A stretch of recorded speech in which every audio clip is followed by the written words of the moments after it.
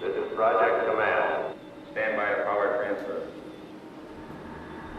Time is X minus 10, 9, 8, 7, 6, 5, 4, 3, 2, 1, 0.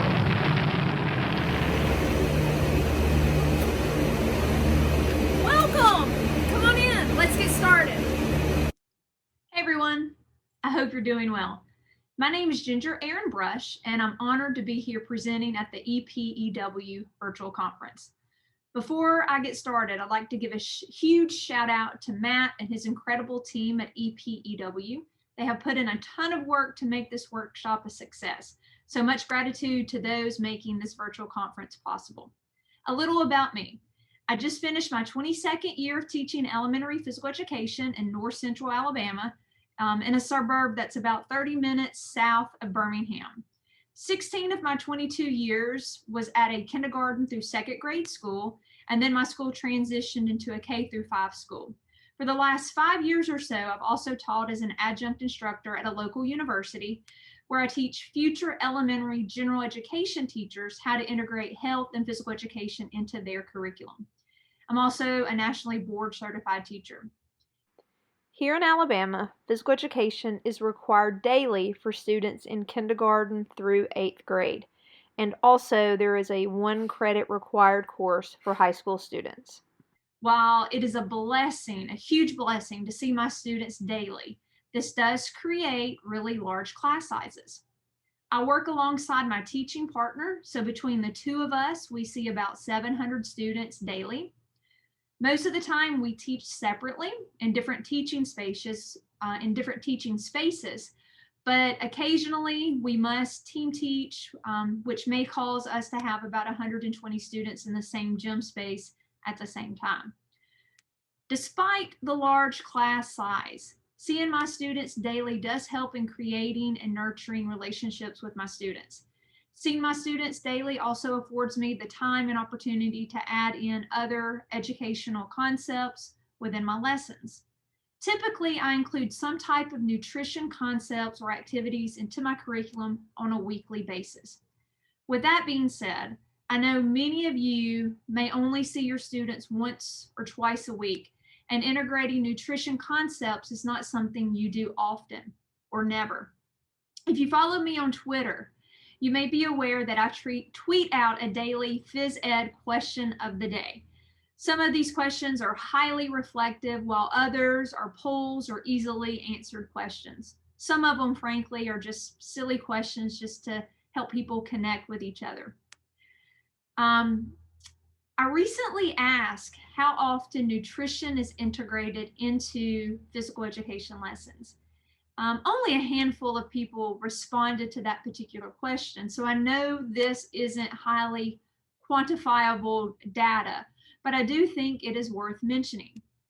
As you see here, the majority of those that responded say they integrate nutrition rarely or never. My hope is that by watching this presentation, you will learn some easy strategies and activities to implement nutrition knowledge into your lessons as a way to educate your students on making healthier food choices. So why nutrition? Well, for me, it's simple. According to 2019 data, Alabama's rate of adult obesity is 36.1%, which places the state in the 7th highest position in the nation. 17.3% of Alabama's children aged 10 to 17 are obese, which puts us in the 12th highest position here in Alabama. But this isn't just an Alabama issue. If you notice this map, you will see how obesity is a national epidemic, and it is a major contributor to some of the leading causes of death in the United States, including heart disease, stroke, diabetes, and some types of cancer. Childhood obesity is associated with a higher chance of adulthood obesity and also premature death and disability into adulthood. But in addition to increased future risk, obese children experience breathing difficulties, increased risk of fractures, hypertension, early markers of cardiovascular disease, insulin resistance, and psychological effects. And I think it's also important to add in the COVID-19 context. Months of school closures and significant changes that were made to allow schools to meet in person have prevented many students from engaging in their regular activity that they would get during recess and physical education class. Many communities also closed public parks or limited facility use in an effort to prevent the spread of COVID-19. According to the CDC, schools play an important role in helping students establish healthy behaviors by providing nutritious and appealing foods and beverages, consistent and accurate messages about good nutrition, and ways to learn about practicing healthy eating. Nutrition education is a vital part of a comprehensive health education program, and it empowers children with knowledge and skills to make healthy food and beverage choices. If our goal as physical educators is to give our students the skills to be confident and competent movers, we know that this goes hand in hand with nutrition education. We can't expect our students to have the skill set to become confident and competent movers if they lack the skill set in making good nutritional decisions. Let's be honest. Although schools do play a very vital role in childhood nutrition knowledge and practice, it really often comes down to parent behaviors and their family circumstances. Despite this, nutrition education has been proven to facilitate positive behaviors. Behaviors such as students making better food choices, students trying new foods when given the opportunity, simple things like students hydrating more wisely.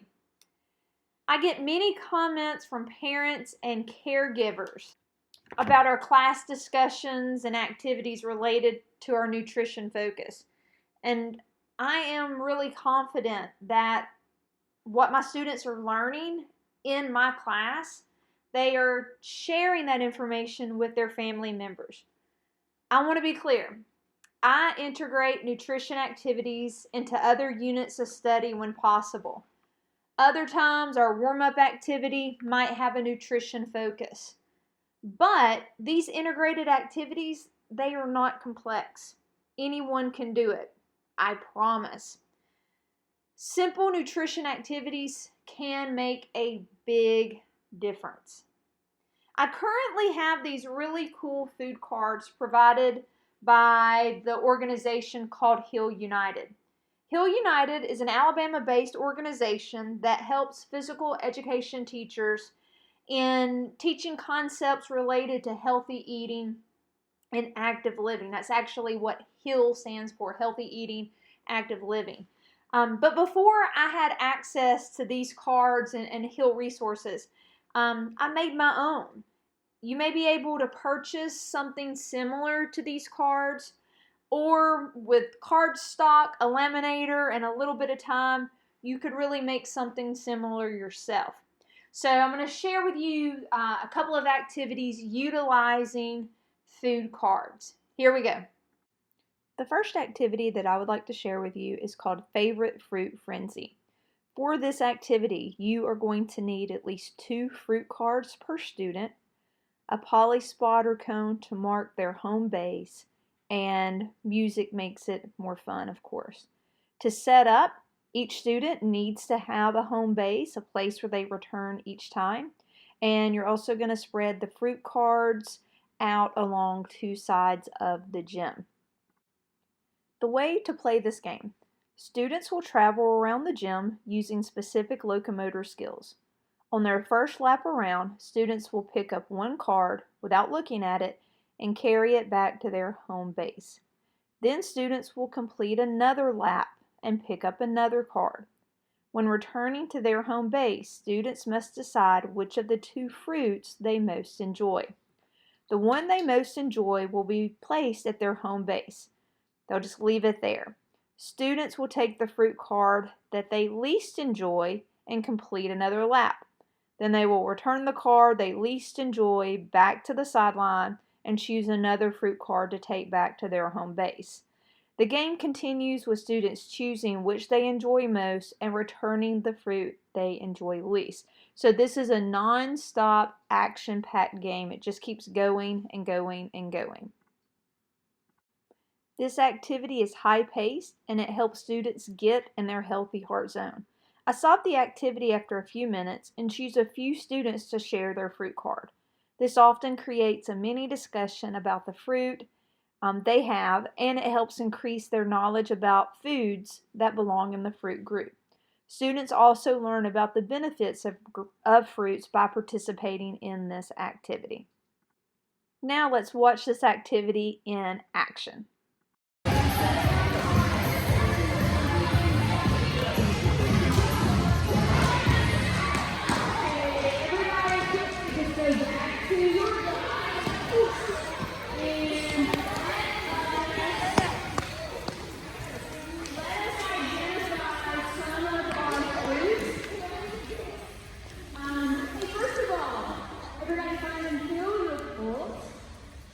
Hopefully you can recognize that after doing that activity, your heart will certainly beating faster. Okay, raise your hand if you want to tell us what fruit card you have. Anybody, what do you have? Fruit salad. So that's a combination of a lot of different fruits. Cole, what does your fruit card say? It has a pear. Tanner? Cherries. Derek, what do you have? Oh, watermelon again, that's probably my favorite. Bethany, what do you have? Mango. What's your name if you like mango? Okay, a lot of times you'll find mango in things like fruit smoothies and fruit juices. Okay, so Emmett says brain and nerves, so that means it's good for the brain and nervous system, it's good for your blood, and it's good for bones and teeth. Fantastic. All right, we're going to play this game another round. Except this time, instead of speaking with valid things, you may jog. But please remember that we are inside, so it's not okay to run. You've got to be moving at a speed that will help you stay safe and will help keep other people safe. And this is some advice.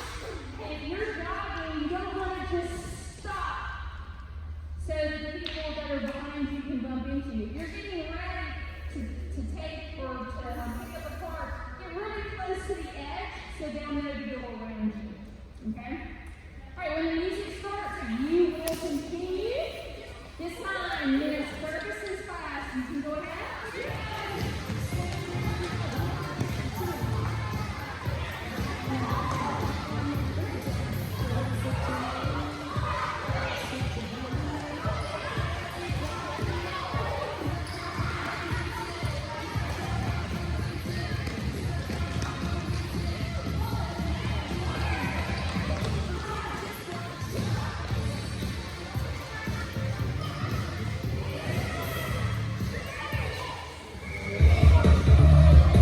Which one do you like best, Colin? You like apple? All right, so keep the applesauce and return the fig. What I got? Which one do you like best? Do you like avocados the best or figs the best? This one. Okay, so keep that one and put the other one back.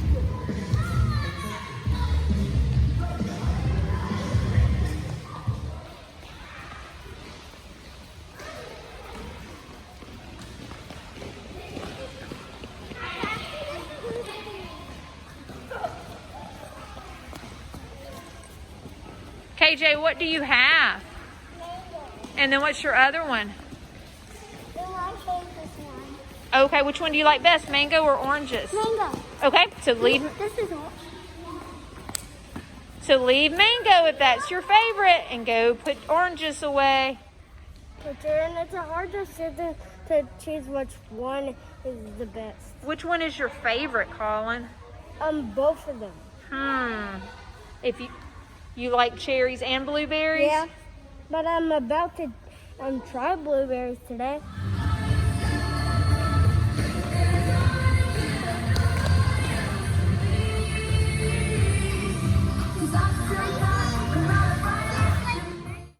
was kind of hard to recognize this from the video, but students do take one full lap around the gym each time before they pick up an additional food card. So it definitely gets their heart rates up. I spread my cards out across the top of the bleachers and across the benches that are on the sides of the gym.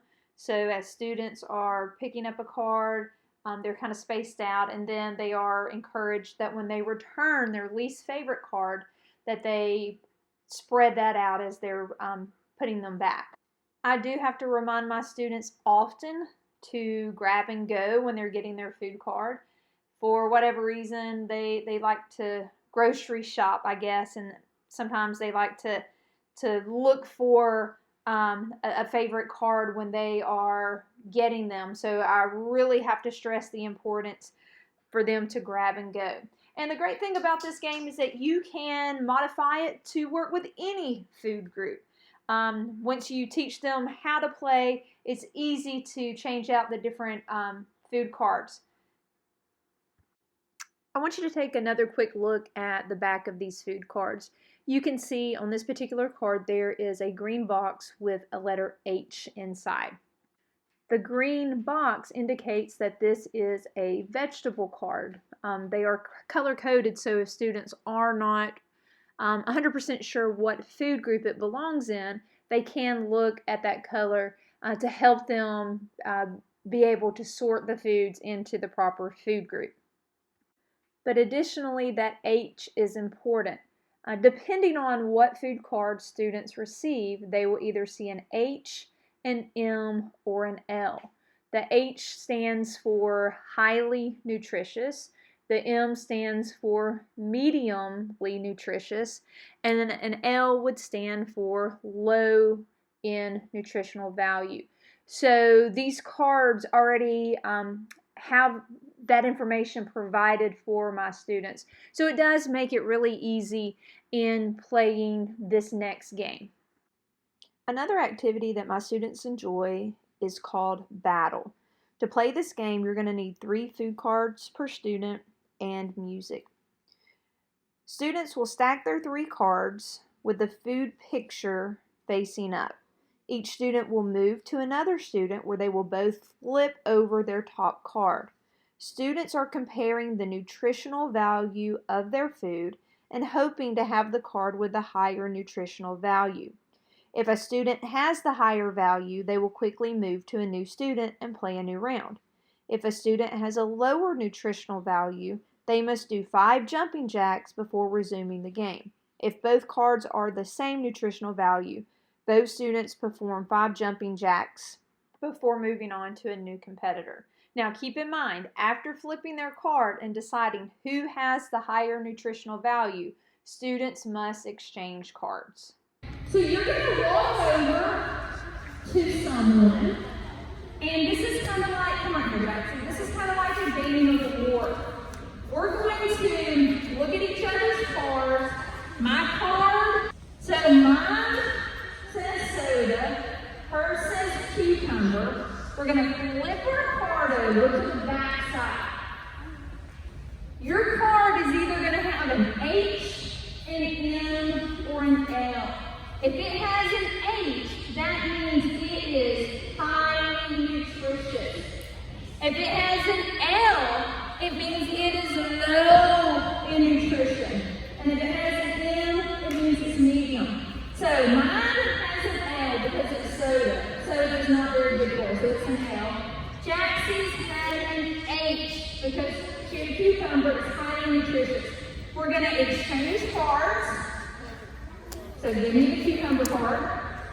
I give her my soda.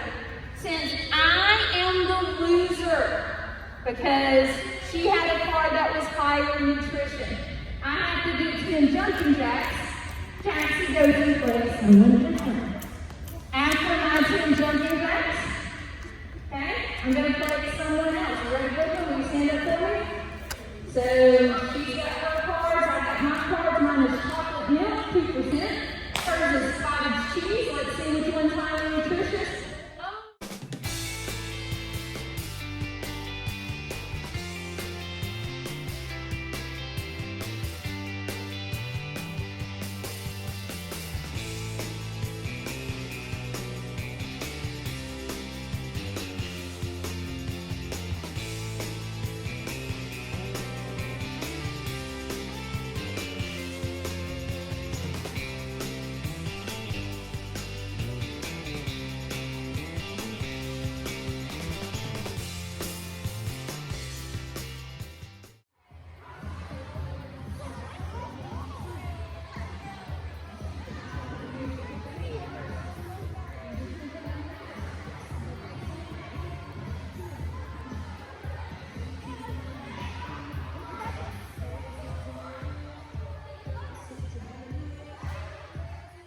You can see here these two students had the same nutritional value in their card.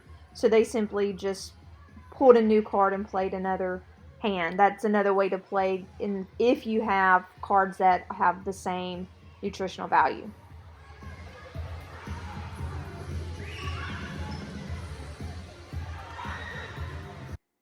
If you don't have cards that have the nutritional values labeled, you can still modify this game based on maybe the food label, such as who has the highest amount of vitamin D or something similar.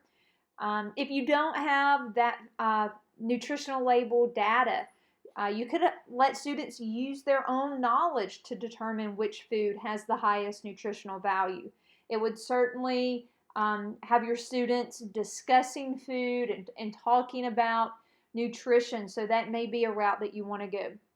If you decide to compare calories, just a reminder that students need to understand that calories are not bad for them. Their body needs calories for energy, especially young children who are growing. So just make sure that if you do work with calories, that you don't put a negative spin or a negative connotation with calories, because students do need to know that calories in and of themselves are not bad things. This next activity is called 3 of a kind. For this game, you're going to need 3 food cards per student and music. The objective, students are trying to get 3 of a kind, that is 3 food cards of the same food group. Students will fan out their cards and then quickly pair up with another student. Each student will choose 1 card from their partner's hand. Students will then look at their cards to see if they have 3 of a kind. If they do, they simply get a point and keep playing. If not, they simply keep playing. And students are trying to earn as many points as possible. Now you're going to see this game is not quite as active, so this would be more of a cool down type activity, or maybe one of the last activities that you would play during your class time. Even though it is not as active, students are still very much engaged in identifying foods and identifying what food groups they belong in. Let's check this out in action. All right, so in just a minute, you're going to have 3 cards. And actually, I'm going to go ahead and let you get those. When I call out your group, you're on this side of the gym, numbers 1 through 6, you're going to get 3 cards from those foods. If you are in row 7 to 12, when I call out group, you're going to go and get 3 cards from over there. We're not grocery shopping right now. So you're not trying to find your favorite, you're not trying to find foods that you love. You are simply taking 3 cards and then sitting back down in your bodies quickly as you can. Ms. Ferguson's how show you how you can do that with self-control. So get 3 cards, please. Love how London is walking. Fantastic job, London. Great job, Hunter and Diego. Ms. Focus, go ahead.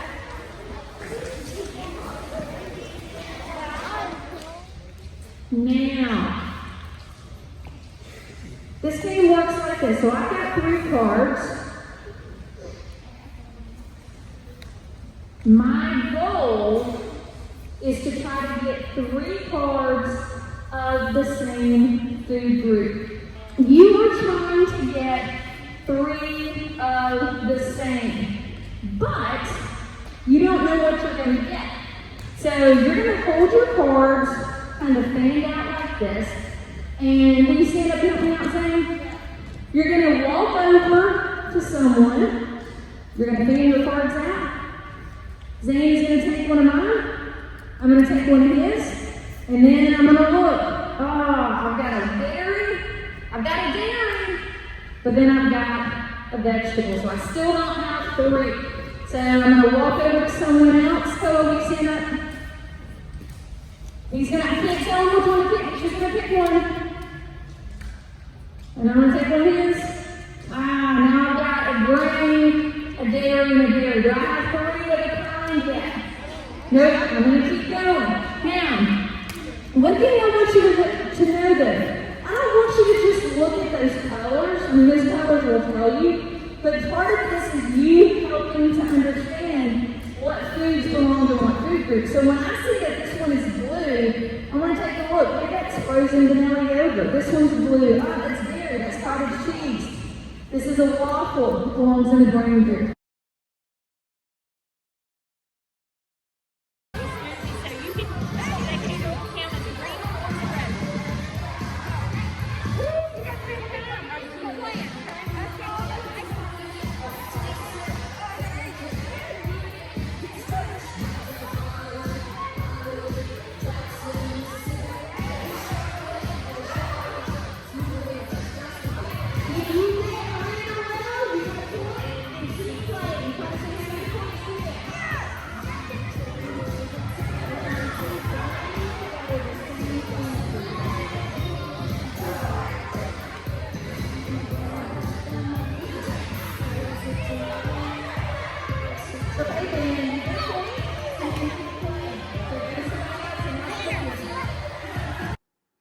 My younger students struggle with knowing what groups foods belong to, especially fruits and vegetables.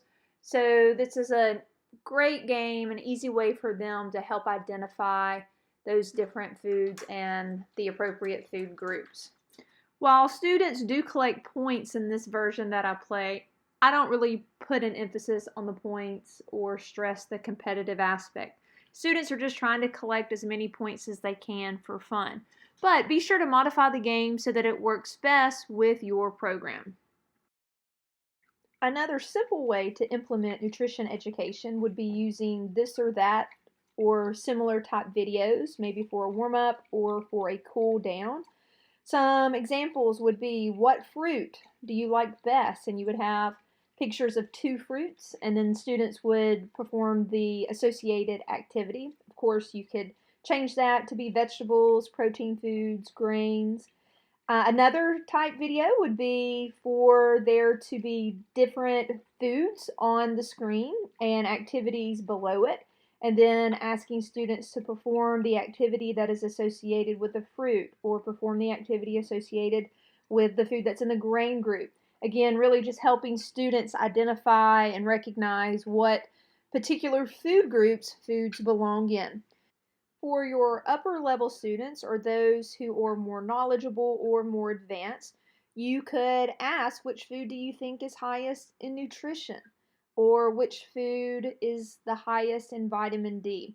So there are a lot of different ways that you can create these videos that are engaging and exciting, but still incorporating nutrition education.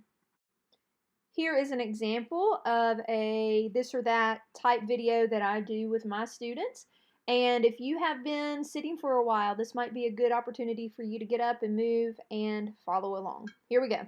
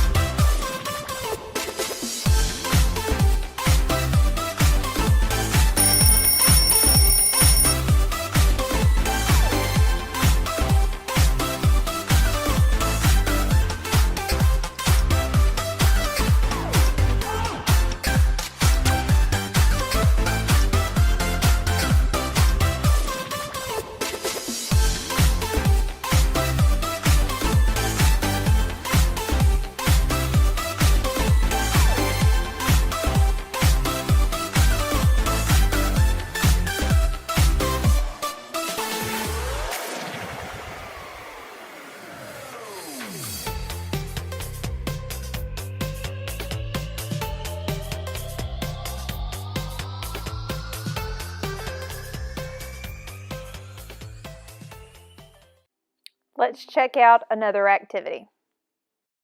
Food group frenzy.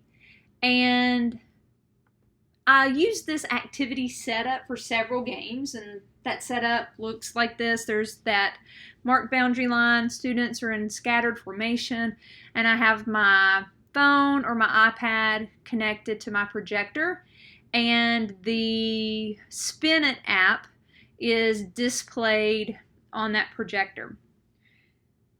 So my younger students often struggle with categorizing foods into the proper food groups.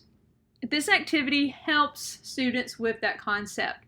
So when the game begins, and I use music to start and stop, so each student starts with a game card, and they're just holding it in their hand. When the music starts, students will be skipping or using any pre-selected locomotor skill. So they're skipping throughout the game space. Each time they come to another student, they're going to give that student a high five, and the students will exchange cards. So students are constantly changing cards. Now, when they change cards, what they do is they look at the card, and they flip it over, and they look and see what food group it is based on the color. So they're getting many opportunities of seeing lots of different foods and seeing what different food groups they go in. So they're continuing to give high fives and exchange cards while the music is playing. Then when the music stops, the students stop moving and they look at the wall. And at that time, that's when I spin the app, or I spin the wheel, and whatever the wheel lands on determines what students will do. So if they are holding the card, or the card with the specific food group that the spinner app lands on, then they get to do a pre-selected activity. It may be a happy dance, or they may take a victory lap, whatever it is that we've decided for that particular class. If they do not have that food group, students would also do a specific activity, such as 5 jumping jacks or 5 squats, whatever you know that your students are capable of doing, and whatever you're really wanting to focus on that day. And then the game continues for several rounds. So it looks a little like this. So students are moving, they're exchanging cards. When the music stops, that's when the students would also stop, and then the app would spin.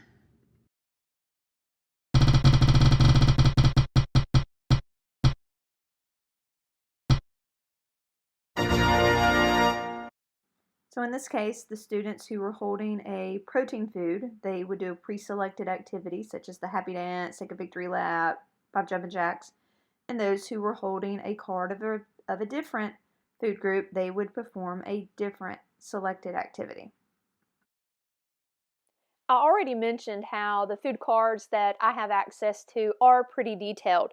So this next activity would be dependent on the detail that you have on your food cards, or if this is something that you include on food cards you make. Regardless of that detail, you can see how this is simply an activity that was modified from the activity that you just saw.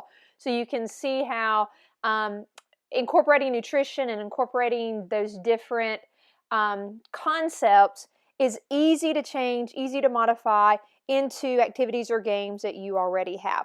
This one is called Will Decide. Let's take a look to how it works.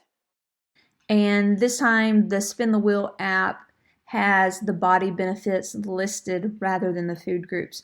Now I love Spin the Wheel because it is easily able to be modified. You can change out not only the words, but the colors, the spin speed, the sound. So it is fully customizable. So in this, students are in scattered formation. They're moving with the music using the locomotor skill that you call out when the music stops. And they're also exchanging cards as they pass others. When the music stops, they look to see their food and what the body benefits are. And if they are holding a food group card with the selected body benefit, then they do a happy dance, they take a victory lap. If they're holding a card with a different body benefit, then there is another activity that they would be expected to do, such as star jumps or squats.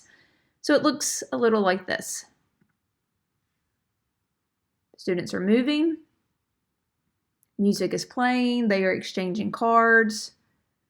So we're working on locomotor movements, working on space awareness, working on fitness concepts. The music stops and the wheel spins.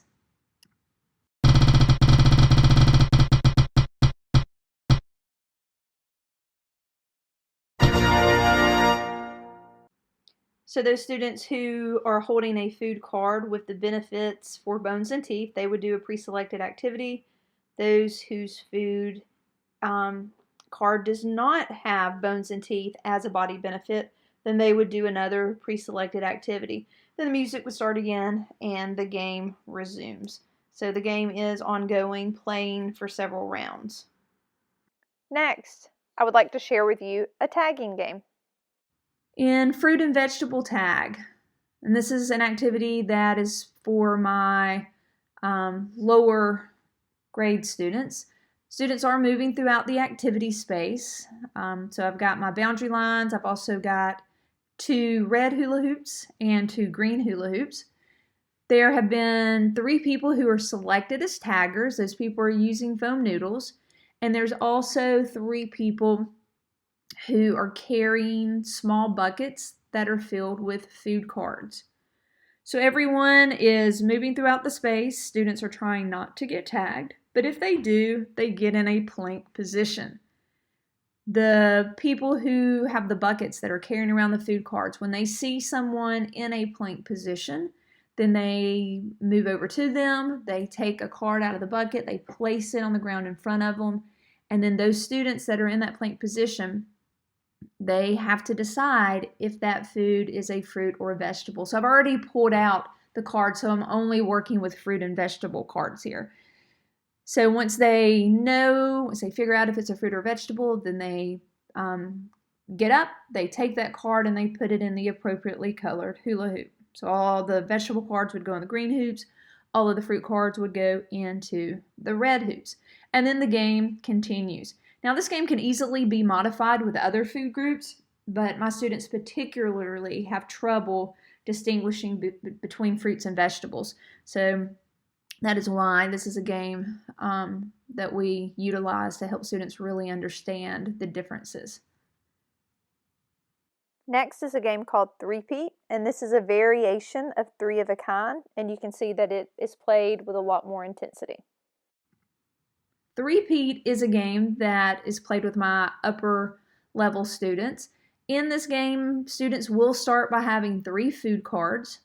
As the music is playing, students will be randomly exchanging cards with a classmate by fanning them out and having the other person choose. When you exchange cards, you would look at your cards, and at any time, if the student has 3 food cards of a food group, then they will take a victory lap. They'll place their cards in the baskets, and then they're going to pick up 3 new cards randomly. And this is really a great fitness activity. It helps students categorize foods, and it's really fun. Students really get engaged with this, and they are constantly moving, and they get so excited when they finally have 3 of a kind. So, nutrition education truly is an essential component in improving the dietary habits and food choices for our students. Research tells us that students who participate in nutrition education, they do have improved physical health and academic achievement, and there is the increased likelihood of these children creating healthy habits at a young age. So it really is important as well as easy for physical education teachers to include components of nutrition in the lessons that they teach. My hope for this presentation was for you to walk away with some easy and simple activities you could add to your own physical education curriculum, as well as to inspire you in creating your own ideas for nutrition implementation. Sometimes the thought of integration can be a bit overwhelming, but just know that every little bit helps. By including activities that utilize nutrition terminology or by having class discussions, your students are becoming more aware and more knowledgeable about nutrition. I challenge you to set a goal to increase the number of times you incorporate nutrition into your lessons. Perhaps you decide to start small, such as a nutrition activity per unit, or maybe you want to go big, such as your students learning nutrition concepts for an entire class session weekly. Just set a goal, have a plan, and work to make it happen. And if you're not successful, don't give up. Just continue working that plan so that you do reach that goal of integrating these nutrition concepts more often and more frequently. I really think you'll find yourself being inspired by the comments that you receive from your students and their parents and caregivers about the concepts you are teaching.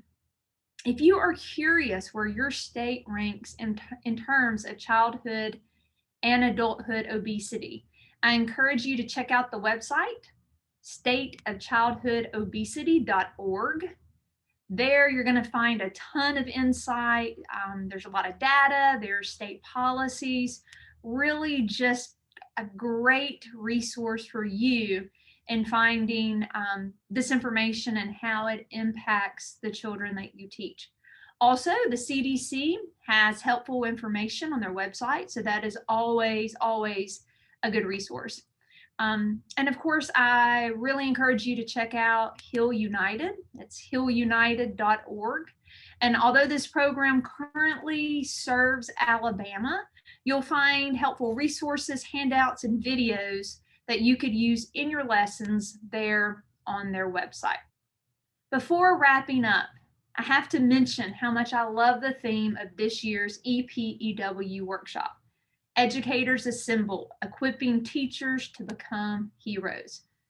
You see, you could be anywhere doing anything right now, but you are here. You are assembled with like-minded folks, people that want to bring their best to their students each and every day.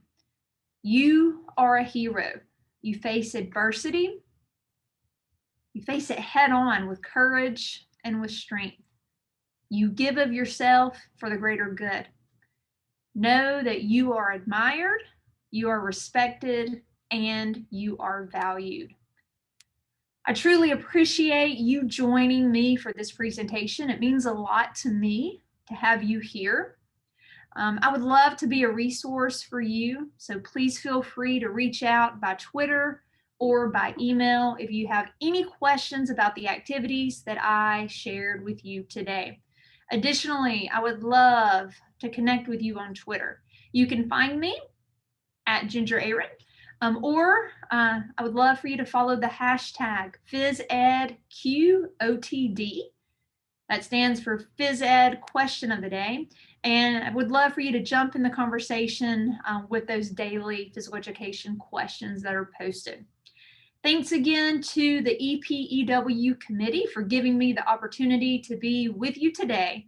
And thank you for joining me for this presentation. Enjoy the rest of the workshop and enjoy the rest of your summer. And I wish you a very, very great upcoming school year. All the best. Thanks. Bye.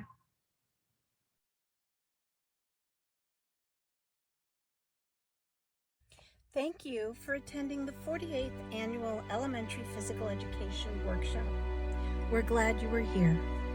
Please follow us on our social media platforms. EPEW can be found on Twitter, Facebook, Instagram, and YouTube.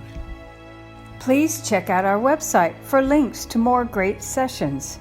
Just go to epew-cp.weebly.com and click on the virtual EPEW 2021 tab at the top and scroll down. EPEW 2021 Educators Assemble would not be possible without the support and dedication from the amazing EPEW committee. The committee has been hard at work for months preparing for this workshop. Thank you to Linda McGee, Barbara Groton, Scott Wilson, Stephanie Sandino, Julie Miller, Jessica Monlux, Kayla Ailman, Shelby Lozano, Andrea Chavez, Scott Townsend, and Cindy Chase. Thank you for attending EPEW, where our motto is, come to learn, leave as family.